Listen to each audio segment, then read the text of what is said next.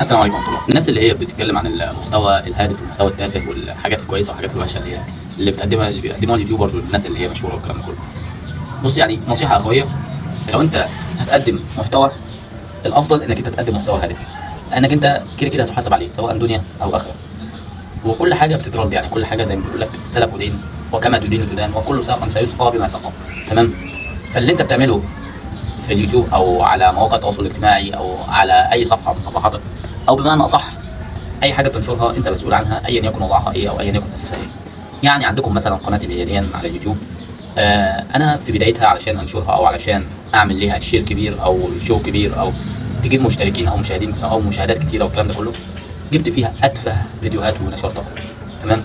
بس الحمد لله يعني ما جبتش فيها حاجات خدشه للحياء ولا حاجات بذيئه ولا الكلام ده كله، جبت ناس مشهوره بتقول حاجات معينه واتشهرت والحمد لله. ولكن لم ما وصلش ال1000 لسه لحد دلوقتي، وبتمنى ان انتوا طبعا تدعموني وتشتركوا في القناه علشان طبعا ايه تزيد مشاهداتها والكلام ده كله. المهم هنرجع لمرجوعنا. ما جابتش الحاجات اللي انا كنت متوقعها او المشاهدات والمشاركات والاشتراكات اللي انا كنت متوقعها في القناه. طيب، هل ندمت لان انا ما بنيتش، يعني ما عملتش ارضيه لنفسي على اليوتيوب، او ما بصيتش على الناس الناجحه وعملت زيهم. لا، بدات اقلد وبدات اخد مجهود ناس، اي نعم، ايا يكن اللي هم عملوه ايه او ايا يكن اللي هو ناشرينه على صفحتهم ايه، لكن كنت باخد مجهود ناس. فده غلط في حد ذاته. مش غلط انك انت تقول ان انت غلطت، لكن الغلط انك انت تستمر في الغلط ده. وده انا بقوله لناس كتير جدا على اليوتيوب دلوقتي، يعني بتعمل حاجات تافهه علشان يوصلوا لريتش معين او علشان يبقوا دايما ترند او ما الى غير ذلك من الكلام ده كله، او بمعنى اصح بيمسكوا الترندات التافهه وبيعملوا عليها كومنتات ساذجه. زي مثلا عندك اسمه ايه ده، اسلام فوزي ده من اكتر الناس اللي انا على المستوى الشخصي ما بحبوش. ليه؟ علشان بيجيب ناس وبيستهزأ بيهم وبيقل بيهم قدام الكاميرات وقدام الناس والكلام ده كله، وفي ناس كتير جدا يعني زعلت من الموضوع ده. او بمعنى اصح، القرآن قال بسم الله الرحمن الرحيم: ولا تطع كل حلاف مهين هماز مشاء بنميم مناع للخير معتد أثيم عتل بعد ذلك زنيم أن كان ذا مال وبنين. يعني القرآن قال لك ولا تطع كل حلاف مهين هماز مشاء بنميم. هماز اللي هو يعني بص فلان عمل ايه، بص مش عارف ايه. في حتة تاني في آية أخرى بتقول لك ايه: أيحب أحدكم أن يأكل لحم أخيه ميتا فكرهتموه. يعني انت ينفع انك انت تقطع في ورقه اخوك زي ما احنا بنقول؟ ده ما ينفعش في حد ذاته، ما ينفعش. ففي الحديث القدسي، في حديث قدسي اصلا بيقول لا يتناجى اثنان دون الاخر، يعني ما ينفعش اثنين يتكلموا مع بعض وفي واحد ثالث كده واقف يعني معاهم. يعني ما ينفعش احنا ثلاثه قاعدين واخد صاحبي من جنب دون واخد واحد من جنب كده، ما بيننا احنا الثلاثه كده، اقول له تعالى اقول لك ايه بينك ما بين اخوك بمعنى صح، زي ما احنا بنقول كده. ما ينفعش انك انت تنم او تغيب او تحقد او تحقد على ايه، على فلان او فلان او فلان. وبالمعنى العربي المصري اللي احنا بنقول عليه ان هو لا للتنمر. في ناس تقول لك لا للتنمر. التنمر ده انتشر اليومين دول بطريقه غير طبيعيه او بغير عاديه، او انتشر كتير جدا جدا الفتره اللي احنا فيها دي. فاحنا ما كناش حابين ان احنا يعني التنمر ده ينتشر بالطريقه دي، لكنه انتشر علشان الناس بدات تاخد التنمر ده على انه هزار، ضحك، تحفيل على فلان. زي ما الناس بتقول لك ده واخدينه تحفيل، واخدينه سلخ، واخدينه مش عارف ايه، بيقطعوا في فروته مش عارف ايه. الكلام ده كله حرام، ده كله حرام، لانك انت ما تعرفش ان الكلمه اللي انت بتقولها دي رب كلمه لا تلقي لها بالا ربما تلقي بك 70 خريفا في النار، يعني تنزلك 70 خريف في النار. يعني ده حاجه من صعبه جدا جدا. بص، يعني انا عايز اقول لك انا مش شيخ ومش داعيه ومش بتكلم في الدين، لكن بتكلم من واقع ان احنا بنشوف الكلام ده كله على السوشيال ميديا منتشر قوي منتشر بطريقه غير طبيعيه على النت. فانا بتكلم من واقع ان احنا المفترض ناخد بالنا من الحاجه دي، لان الحاجه دي بتبقى انت مسؤول عنها مسؤوليه كامله قدام ربنا وقدام الناس. لانك انت ما تعملش نفسك فروت قوي وناصح قوي وبتقطع فروه الناس وبتلخص الكلام والناس بتخاف من كلامك، لانه اصلا في حديث كمان فيما معناه انه في يعني لو في حد بيخاف من كلامك او بيخشى كلامك عشان انت بتدب الكلام ده زي ما بيقولوا كده او بتقول كلام وحش، ده في حد ذاته غلط.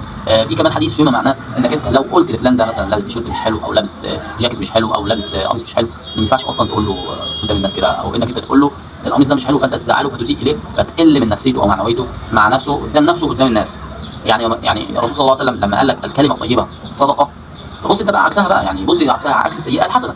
فطالما في حديث بيقول لك الكلمه الطيبه صدقه، فاكيد في حاجه يعني الناس بتقول يعني الكلام السيء اللي هو بينزل من معنويات الناس وبيقلل من معنويات الناس. وفي حاجه ثانيه بنقولها احنا يعني، او في ايه في القران بتقول لك او الفتنه اشد من القتل.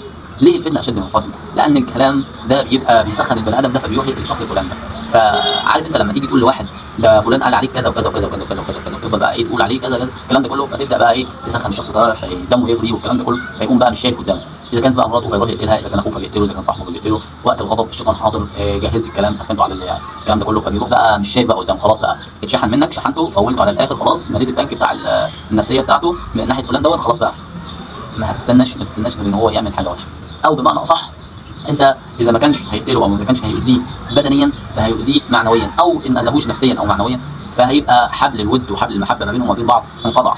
وانت كشخصك لو عملت الفلان ده اسأت الفلان ده او وجهت له اي كلمه مش كويسه او قلت عليه يعني نمرت عليه وسط الناس او قدام الناس، فانت برضه بتسيء اليه، بتسيء لشخصه وكينونته، بتقل منه. فبتقل منه دي حاجه مش صغيره يعني. انت عارف لما واحد يقول لواحد والله اقل منك، يعني دي مش حاجه يعني مش حاجه كويسه يعني. ما تحسبش نفسك ان انت كويس قوي في الكلام ده. الكلام ده بتحاسب عليه قدام ربنا سبحانه وتعالى.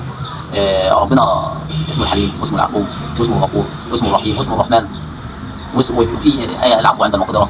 فانت فين بقى من الكلام ده كله؟ انت فين يعني لما يطلع واحد معلش زي اسلام فوزي ده ويطلع يتكلم بقى على فلان ده ويقول لك بص يعمل ايه كده، ده ينفع مش عارف ايه، طب انا مستني يعني انت بتشغل نفسك على حساب الناس يعني. معلش في ناس قدمت محتويات دينيه وما نفعتش، او مش حكايه ما نفعتش يعني، قربوا يقفلوا قناتهم زي القارئ ابو سيف ولا الهلالي شو ولا ناس يعني كانت بتقدم محتويات دينيه كويس جدا. وناس يعني القارئ ابو سيف ده انا اعتقد ان هو قناته وصلت على اليوتيوب لمليون. عارف يعني ايه قناه توصل لمليون وبعد كده يحبط بسبب الكلام القذر زي الناس اللي هي مش يعني ما لهاش اصلا في الكلام ده، ما لهاش غير في التفاهه والهيافه والكلام ده كله. انت عارف يعني ايه واحد توصل قناته على اليوتيوب مليون وصفحات وتوصل قد كده اعداد كبيره جدا ويبقى معاه كده درع اليوتيوب ويحبط؟ عارف يعني ايه؟ دي حاجه مش سهله. عارف انت فاكر اللي هو الضابط اللي هو اسمه محمد نصر او شريف نصر، الكلام ده كله حصل من شهرين او ما الى غير ذلك.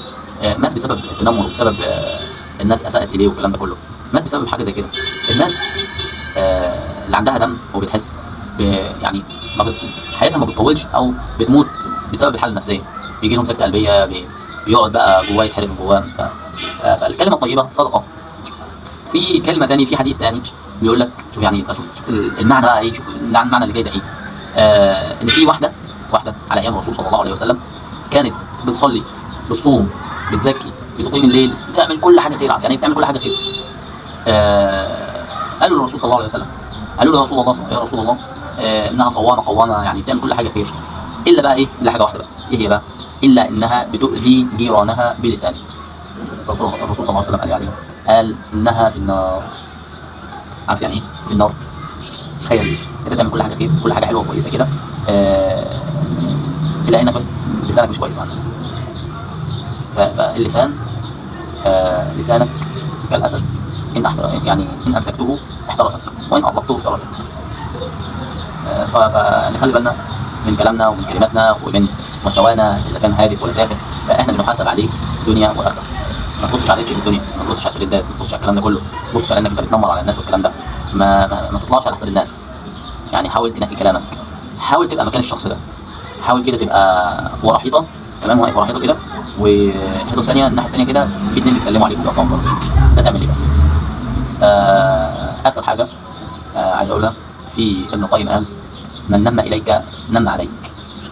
يعني بمعنى اصح اللي بينقل لك اخبار الناس، بيتكلم على الناس معاك، بيقعد معاك كده وبيجيب لك الاخبار كلها بتاعت الناس عندك، اعرف ان بكره او بعد او في اي يوم جاي هيتكلم مع الناس عليك.